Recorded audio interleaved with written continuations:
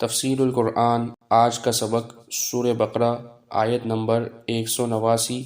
اور 190۔ اعوذ باللہ من الشیطان الرجیم، بسم اللہ الرحمن الرحیم۔ یسألونک عن الأہلة قل هي مواقیت للناس والحج وليس البر بأن تأتوا البيوت من ظهورها ولكن البر من اتقى وأتوا البيوت من أبوابها واتقوا الله لعلكم تفلحون وقاتلوا في سبيل الله الذين يقاتلونكم ولا تعتدوا إن الله لا يحب المعتدين۔ ترجمہ: لوگ آپ سے نئے مہینے کے چاند کے بارے میں پوچھتے ہیں، آپ انہیں بتا دیجئے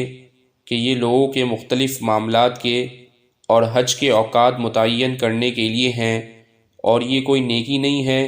کہ تم گھروں میں ان کی پشت کی طرف سے داخل ہو، بلکہ نیکی یہ ہے کہ انسان تقوی اختیار کرے اور تم گھروں میں ان کے دروازوں سے داخل ہوا کرو اور اللہ سے ڈرتے رہو تاکہ تمہیں فلاح حاصل ہو، اور ان لوگوں سے اللہ کے راستے میں جنگ کرو جو تم سے جنگ کرتے ہیں، اور زیادتی نہ کرو، یقین جانو کہ اللہ تعالیٰ زیادتی کرنے والوں کو پسند نہیں کرتا۔ ان آیت مبارکہ کی تفسیر میں یہ بات لکھی ہے کہ بعض اہل عرب کا یہ معمول تھا کہ اگر حج کا احرام باندھنے کے بعد انہیں کسی ضرورت سے گھر واپس جانا پڑتا تو وہ گھر کے عام دروازے سے داخل ہونے کو ناجائز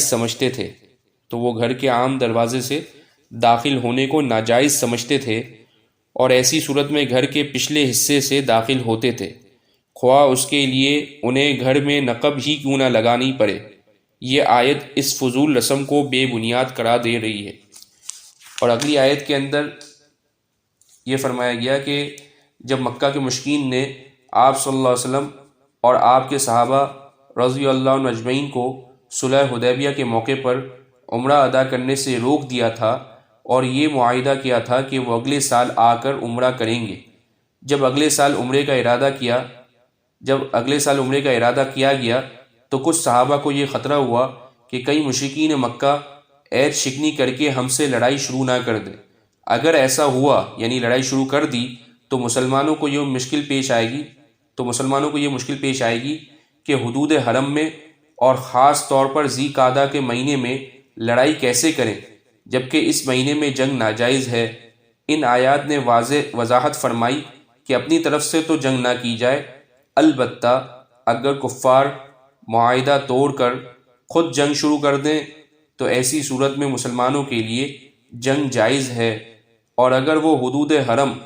اور محترم مہینے کی حرمت کا لحاظ کیے بغیر حملہ آور ہو جائیں تو مسلمانوں کے لیے بھی ان کی زیادتی کا بدلہ دینا درست ہے۔ وآخر دعوانا ان الحمد للہ رب العالمین۔